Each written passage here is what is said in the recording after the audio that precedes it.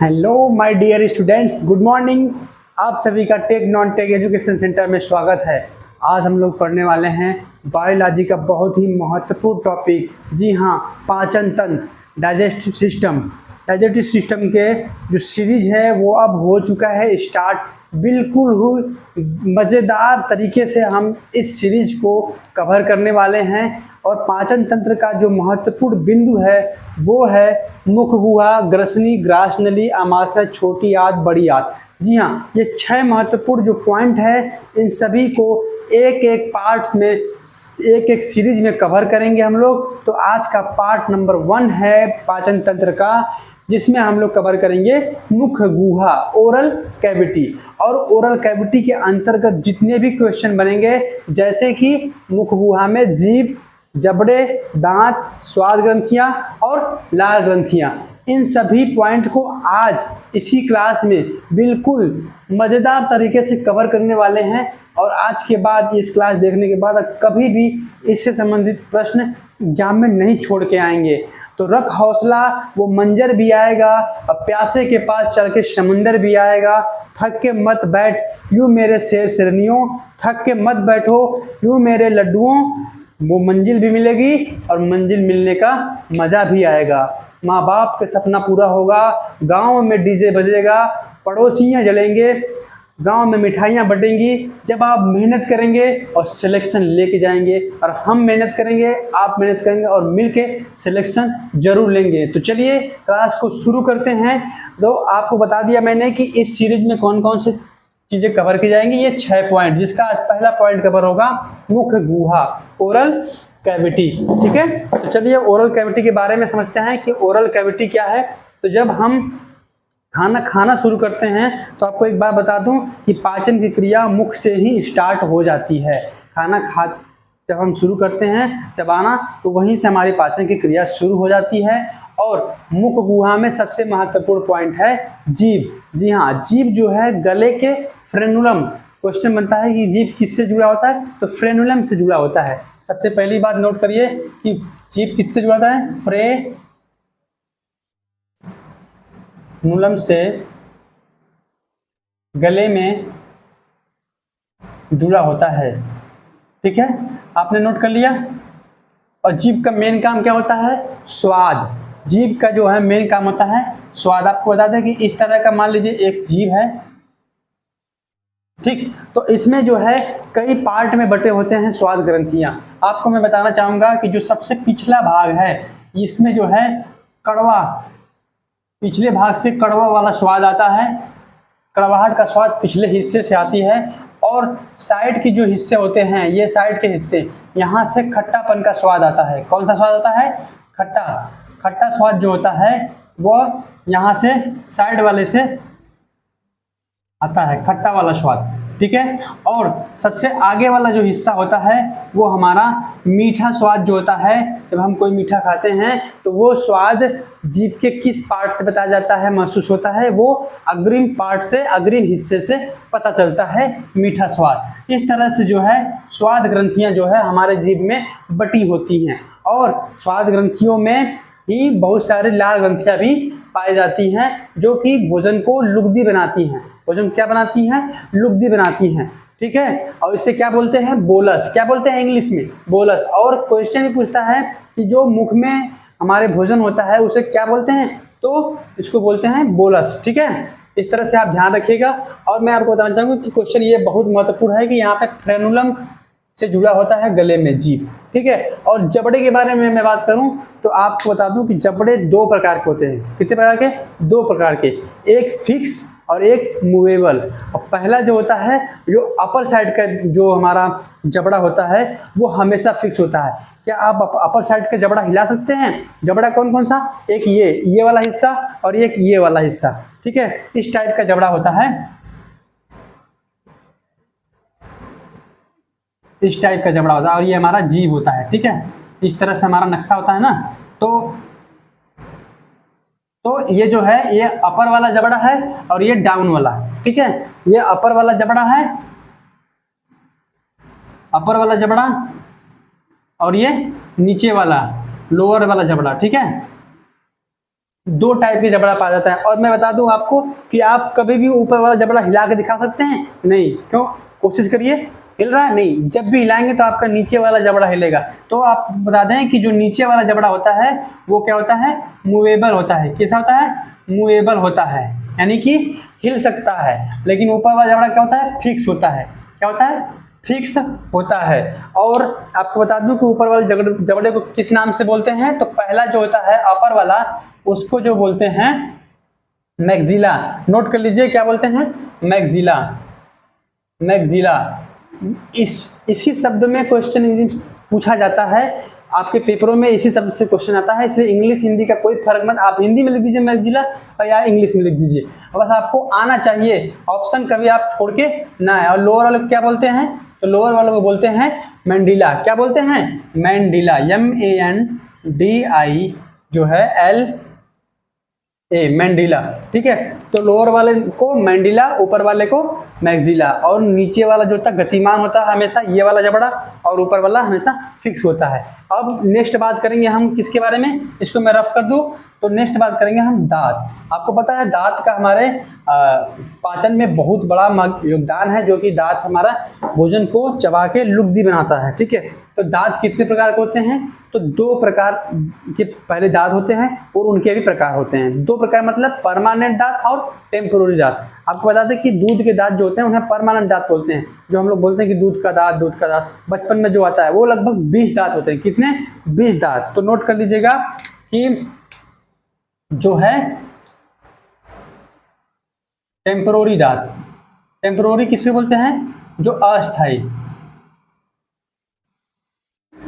Temporary 30 जो होता है उसकी संख्या कितनी होती है? 20। और जो परमानेंट होती है वो होती है 12। ठीक है। इस तरह से कितने टोटल हो गए? 32 दांत। अब मैं आपको बताता हूँ कि दांत 4 प्रकार के होते हैं। कितने प्रकार के होते हैं दांत? 4 प्रकार के होते हैं। नोट करिएगा कितने प्रकार के दांत होते हैं। नोट करिए, दांत 4 प्रकार के होते हैं।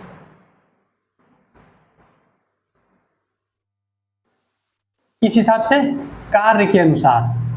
इनके जो कार्य हैं उनके अनुसार 4 प्रकार के दांत होते हैं। ठीक है। ये तो हमारा स्थायी अस्थायी के हिसाब से थे। अब हम बताएंगे आप चारों दांतों के बारे में। ठीक है। चारों दांतों के बारे में हम बात करेंगे। तो पहला दांत जो होता है उसको हिंदी में बोलते हैं कृतक दांत, कृदंतक दांत, कृदंतक। ठीक है। और इंग्लिश में बोलते हैं इनसीजर। क्या बोलते हैं? इनसीजर। क्या बोलते हैं? इनसीजर। CI स्पेलिंग नोट कर लीजिएगा, इनसीजर। ठीक है। इस तरह से बोलते हैं। और दूसरा दांत होता है आपका जो है रदनक। हिंदी में बोलेंगे रदनक और इंग्लिश में बोलेंगे इसको कैनिन्स। कैनाइन्स। कैनिन से कैनाइन जैसा उच्चारण आप कर लें। ठीक है। और तीसरा आपका हो जाएगा अग्रचवर्णक। क्या है? अग्रचवर्णक। ठीक है। और अगला है इसके इंग्लिश में बोलेंगे, इसको बोलेंगे प्रीमोलर। क्या बोलेंगे? Premolar teeth. ठीक है। और चौथा आपका जो दांत है वो है आपका चवर्णक। क्या है? चवर्णक। आपको पता है कि दांत जो है मनुष्य में टोटल दांत कितने होते हैं? जो वयस्क मनुष्य होते हैं 32। ठीक है। तो दांतों की संख्या किस तरह से डिवाइड होता है? तो कृदंतक दांत जो होता है, आपको बता दूं कृदंतक दांत जो होता है वो 8 होता है। कितने होते हैं? 8 टोटल। अब कैसे बता आपको? तो जो सामने वाले 4 दांत होते हैं, 4 दांत जो सामने वाले नीचे और 4 ऊपर वाले, ये दोनों मिलाकर जाएंगे 8। और इसे बोलते हैं कृदंतक। ये जो है काटने में काम आता है, किसी चीज को काटने में, जैसे रोटी खा रहे हैं रोटी को काटने में, तो ये जो होता है कृदंतक दांत होता है जो 8 होता है। 4 करके, 4 + 4 ऊपर और नीचे। ठीक है। और रदनक दांत के बारे में मैं बात करूं तो रदनक दांत आपका सिर्फ 4 होता है। अब बताऊं रदनक दांत कौन कौन सा होता है? तो रदनक दांत जो होता है वो हमारे जो है जो जानवरों में जो बड़े बड़े दांत होते हैं, नीचे 2 ऊपर 2, उस तरह के जो हमारे दांत हैं, जो 2 होते हैं नीचे और 2 उसके ऊपर, वो दोनों होते हैं जो कि किसी चीज को फाड़ने में, चीरने में काम आते हैं। ठीक है। वो 4 दांत होते हैं जो कि 2 + 2 यानी 2 नीचे और 2 ऊपर। और अग्रचवर्णक की बात करें हम तो जस्ट रदनक दांत के पीछे 2 इधर 2 इधर 4 हो गए और 4 ऊपर, यानी कि 4 4 8। इसमें जो है 8 दांत पाए जाते हैं, ठीक है, 4 + 4 दांत, जो कि हमारे चबाने के काम आते हैं, चबाने में मदद करते हैं भोजन को, ठीक है। तो यही जो दांत है ना, यही 20 दांत जो है वो अस्थायी दांत होते हैं, जो बचपन में भी आते हैं, ठीक, बचपन से आने लगते हैं, 8 साल, 10 साल, 12 साल, इस तरह से 15 साल इधर आते हैं। ये अस्थायी होता है, ये टूटते हैं फिर दोबारा आते हैं। लेकिन जो चवर्णक होता है, जो मोलर जो होता है, मोलर टीथ जो होता है वो होता है 12 दांत। कितने दांत? 12 दांत। लेकिन 12 के 12 एक साथ नहीं आते, जैसे जैसे उम्र बड़ा होता जाता है वैसे वैसे आता है, 2-2 करके आए, 2 ऊपर 2 नीचे, 1-1 करके आए, इस तरह से 4 नीचे जो होता है, 8 नीचे होता है, 4 इधर 4 इधर और 4 ऊपर, ठीक है। तो इस तरह से 8-8 6 करके, सॉरी 6 + 6 करके दांत आते हैं, 3 इधर 6 हो गए, 6 ऊपर, इस तरह से। और ये दांत जब आते हैं तो बहुत ही रुला देता है बंदों को, जो कि बहुत दर्दनाक दांत होता है जब आता है तो, ठीक है। तो इस तरह से जो है हमारे इतने दांत होते हैं। अब इनको याद करने का तरीका मैं बता दूंगा आपको। इनका याद करने का तरीका हो जाएगा ICPMM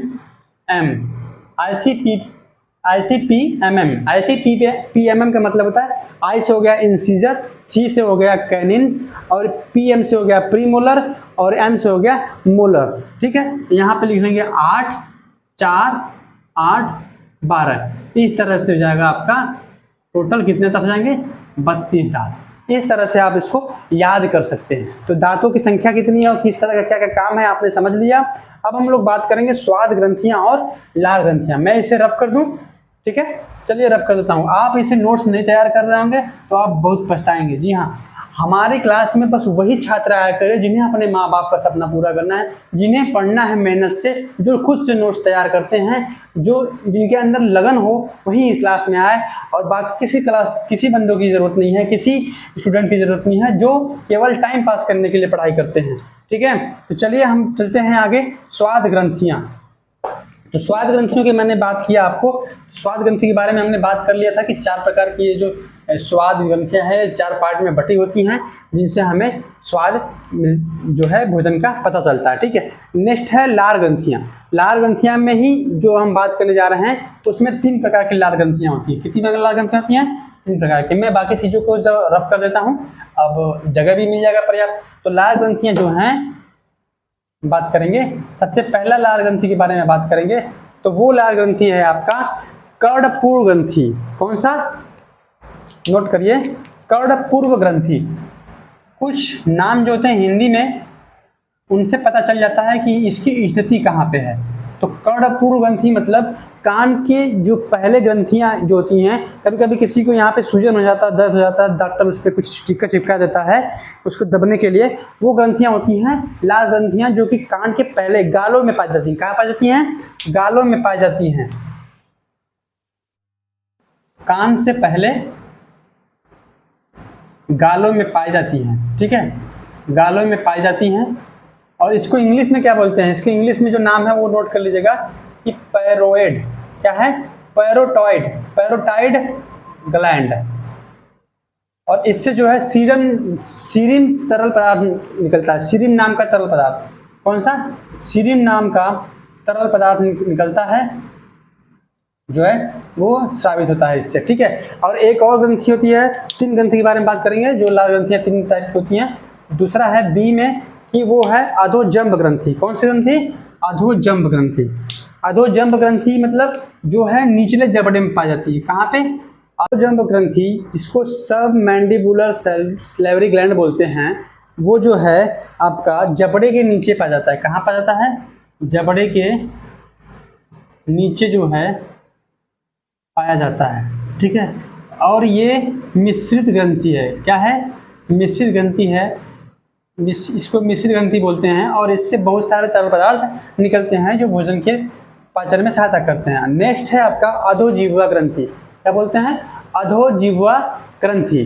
जो है अधोजिह्वा ग्रंथि जो है वो जीभ के नीचे पाया जाता है। कहाँ पाया जाता है?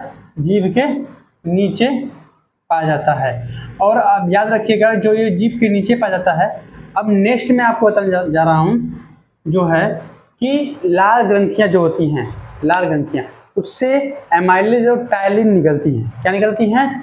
नोट कर लीजिएगा कि जो लार ग्रंथियाँ हैं उनसे क्या क्या निकलती हैं, एमाइलेज और टाइलिन, जो कि एग्जाम में बार बार पूछा जाता है। इसलिए निकलने को तो बहुत सारे तरल पदार्थ निकलते हैं, लेकिन दो चीजें, एमाइलेज का क्या कार्य है और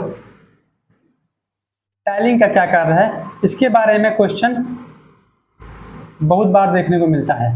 तो मैं बता दूं कि एमाइलेज का कार्य जो है स्टार्च को पाचन, स्टार्च का जो पाचन होता है, कार्बोहाइड्रेट का पाचन जो होता है, स्टार्च का पाचन, उसमें यह सहायता करता है एमाइलेज। और टाइलिन क्या करता है, जो भोजन के साथ वायरस और जीवाणु जो आते हैं मुख में, उनको जो है मारने के लिए उन पे अटैक करता है और उनको नष्ट करता है। किसको किसको, वायरस और जीवाणु जो होते हैं भोजन के माध्यम से आते हैं, उनको मारने का काम होता है टाइलिन का।